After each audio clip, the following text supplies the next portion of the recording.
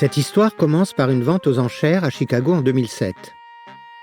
Un jeune agent immobilier est à la recherche de photos pour illustrer le livre qu'il écrit sur la ville. Il achète un carton de négatifs ayant appartenu à une femme nommée Vivian Maier. Frappé par la beauté et la puissance de ces images, il se met en tête de découvrir qui était cette photographe.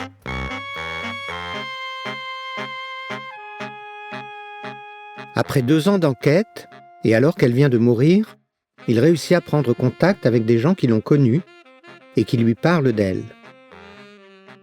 Il se retrouve propriétaire de plus de 100 000 négatifs et 2500 rouleaux de pellicule non développés. Afin de faire connaître le travail de cette photographe inconnue, il organise une exposition qui connaît un succès retentissant.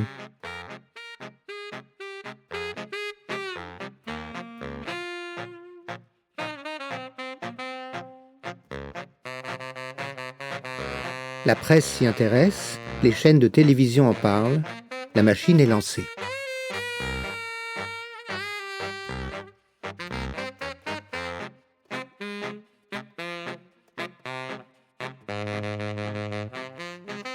Mais qui est Vivian Maier? Qui est cette femme qui a passé sa vie à prendre des photos qu'elle n'a jamais montrées à personne? Cette femme d'apparence banale et pourtant un peu étrange, qui s'est sans cesse mise en scène, sans jamais se montrer. Qui a pris des milliers de photos dans les rues de l'Amérique des années 50 et 60, alors en pleine mutation. Qui a capturé le rêve américain pour en exposer l'ombre et la lumière.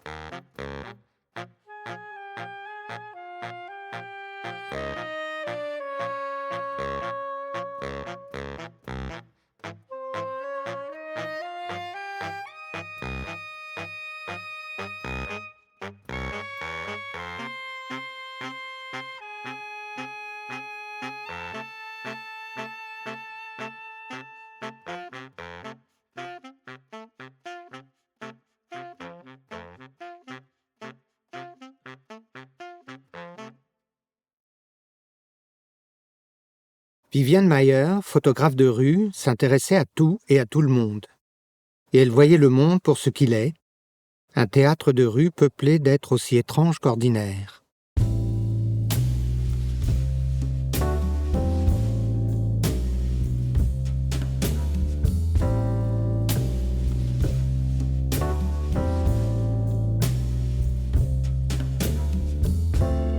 Qui est cette femme ?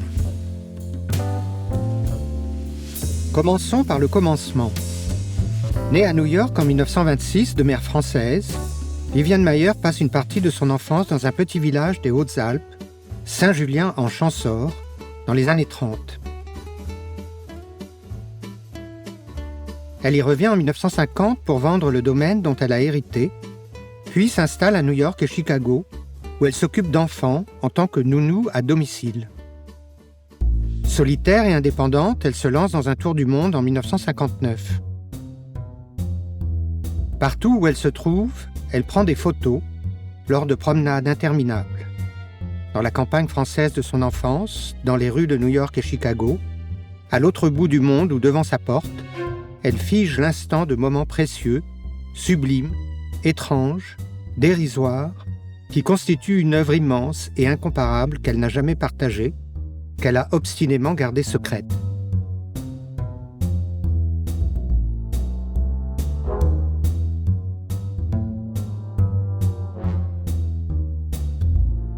Voici donc l'histoire d'une artiste qui garda son œuvre pour elle, dans des centaines de cartons destinés à finir au dépotoir. Imaginez les romans de Balzac, les tableaux de Van Gogh, les sonates de Mozart jetés au dépotoir. Ce que vous allez voir, nous avons failli ne jamais le voir.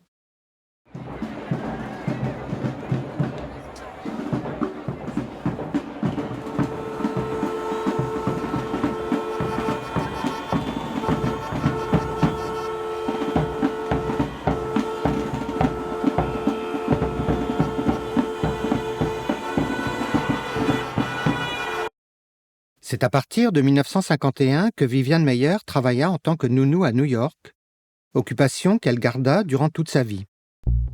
Elle est âgée de 3 ans seulement lorsque ses parents se séparent.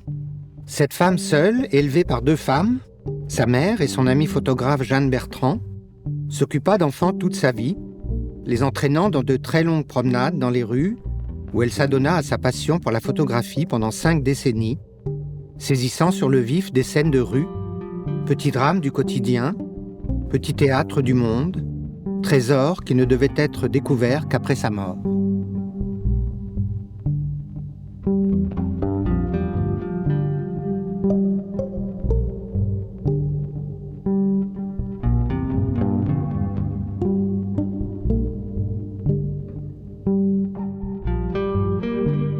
Le mystère Viviane Maier est un mystère qui touche à l'identité. Avons-nous affaire à une photographe qui garde des enfants ou à une garde d'enfants qui prend des photos? Ce qui est sûr, c'est que parmi ses sujets de prédilection, celui de l'enfance tient une place à part. L'enfance dont Jean Cocteau disait « L'enfance sait ce qu'elle veut sortir de l'enfance », c'est-à-dire sortir de l'ennui et des interdictions, des chagrins qui crèvent le cœur sans raison. Viviane Maier, la nounou photographe, a su mieux que personne attraper les joies et les drames de l'enfance, ponctués d'infractions, de curiosité et d'impertinence.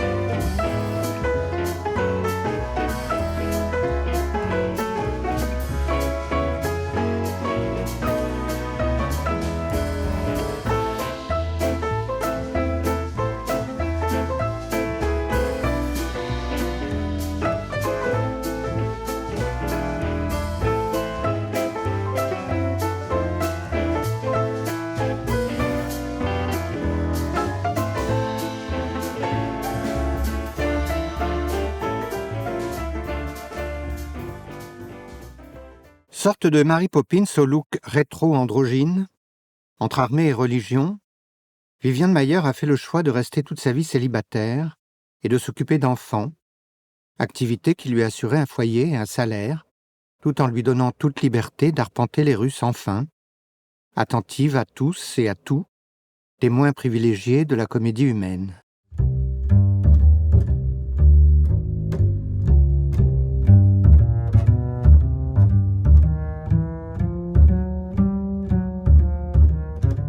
Les photos de Viviane Maier nous invitent à regarder le monde autrement, ou plutôt nous incitent à sortir de notre aveuglement, pour regarder plus attentivement, afin de dénicher nous-mêmes le bizarre, l'émouvant, le ridicule, le dramatique, le surprenant, qui ponctue notre quotidien et que nous nous obstinons à ne pas voir, plus encore aujourd'hui que du temps de Viviane Maier, le regard bloqué sur nos téléphones.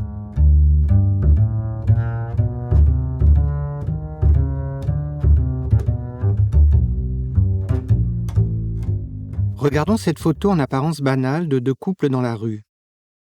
À droite, un couple ordinaire en promenade. À gauche, en contrepoint, un couple qui semble se disputer. Les corps expriment une tension. La femme semble crier. La scène attrapée sur le vif semble sortie d'un film de Jean-Luc Godard ou de John Cassavetes. La photographie rejoint ici le cinéma documentaire. Quant à cette photo prise sur un quai de gare, ne dirait-on pas qu'elle sort d'un film de Hitchcock ou d'Antonioni, avec ce couple mystérieux mis en valeur par la profondeur de champ.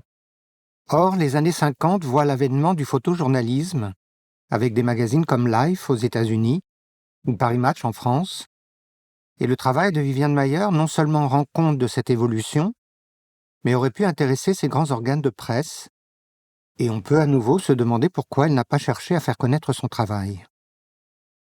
Andy Warhol, l'artiste majeur qui apportait un regard critique sur la montée en puissance des médias et sur le vide de la consommation à outrance, avait un point commun avec Viviane Maier, l'accumulation compulsive. Non seulement il gardait tout, absolument tout, mais il classait cette collection maladive dans des boîtes appelées capsules temporelles, destinée à témoigner de son présent pour les générations futures. Viviane Meyer était elle aussi atteinte de cette pathologie et gardait absolument tout. On a retrouvé après sa mort 9 tonnes d'objets, vêtements, carnets, enregistrements, journaux, stockés dans un garde-meuble. 9 tonnes. Cette pathologie ajouta encore au mystère de cette femme qui n'a rien voulu montrer de son travail et qui n'a jamais pu s'en séparer et qui n'a jamais rien jeté. On a trouvé dans ce bric-à-brac d'une vie ces appareils photos, dont le fameux Rolleiflex, qui apparaît sur quasiment tous ses autoportraits. Regardez bien. La particularité de cet appareil tient dans le fait qu'il se porte au niveau de la poitrine, pas au niveau de l'œil, et qu'il n'attire donc pas l'attention. La plupart du temps, le sujet ne se rend pas compte qu'il est photographié, ce qui permet aussi à la photographe de s'approcher plus que la bienséance ne le permet. Ces portraits pris à la volée témoignent souvent de la surprise du sujet, qui sent qu'on empiète sur son territoire, sur son espace privé.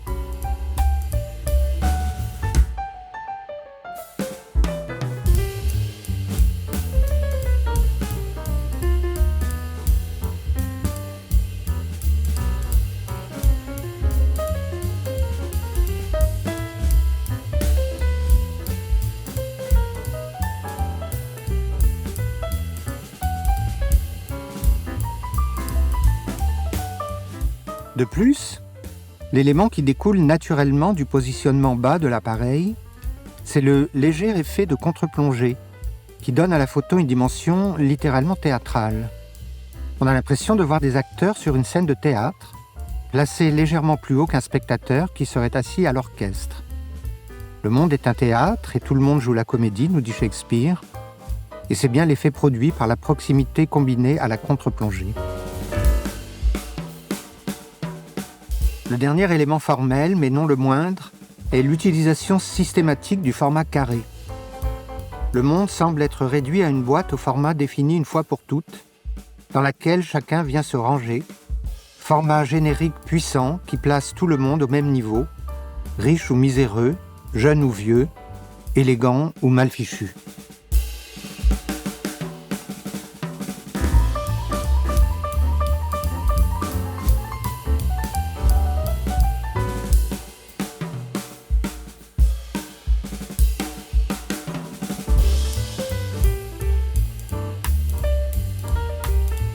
En regardant ces photos, je me pose la question de son rapport au sujet. Que se passait-il ? Se faisait-elle rabrouer, engueuler même peut-être ? Engageait-elle la conversation avec ces inconnus ? Voulait-elle en savoir plus sur ces gens, leur mystère ?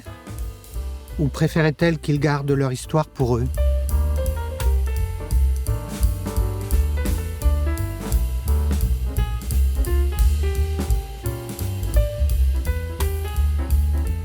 Ce qui est aussi frappant, c'est sa science du cadrage. Par exemple ici, l'idée de placer les arbres entre la voiture et son objectif. Elle semble inviter le spectateur à réfléchir et pourtant nous savons que de son vivant, il n'y a pas eu de spectateur.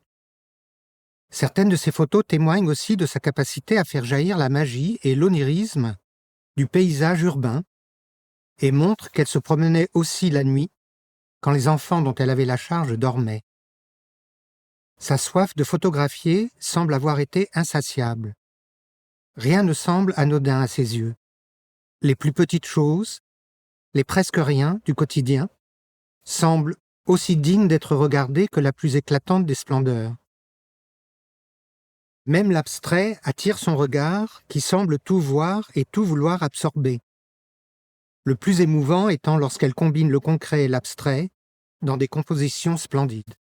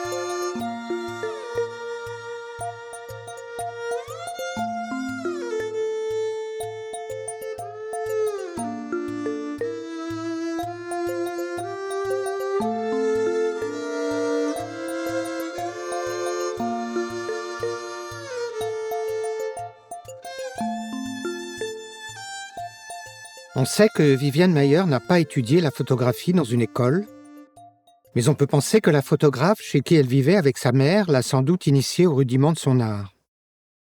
Par la suite, elle s'est sans doute intéressée à l'histoire de la photographie, car la proximité de ses photos avec d'autres artistes laisse penser qu'elle connaissait leur œuvre, qu'elle s'y était plongée.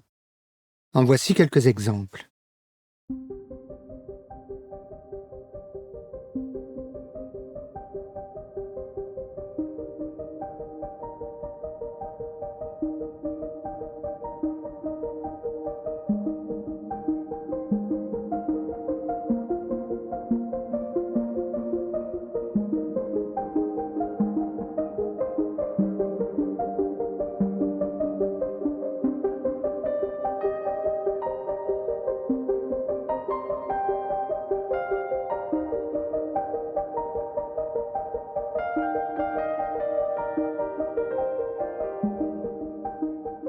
Comme le montrent ces quelques photos, l'ensemble de son œuvre témoigne d'une attention particulière au corps.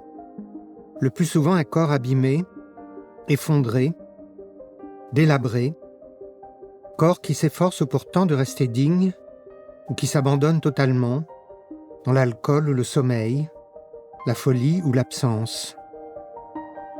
Tous ces corps qu'elle capture semblent être là où ils sont et en même temps ailleurs, perdus dans un entre-deux du réel et du rêve, du sommeil et de la vie. Comme évadés d'eux-mêmes, pour quelques instants ou pour toujours. C'est peut-être la raison pour laquelle elle s'intéresse au dos et aux ombres, qui semblent la fasciner autant que les visages.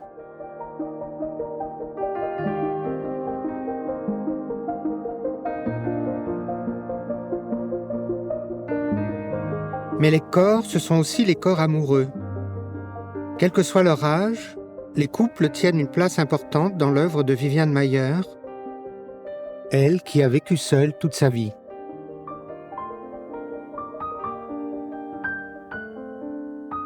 Très secrète, personne n'avait accès à son espace privé et elle développait ses films dans sa salle de bain. Les témoignages des enfants qu'elle a gardés sont contrastés mais révèlent tous une personnalité distante, excentrique et parfois tyrannique.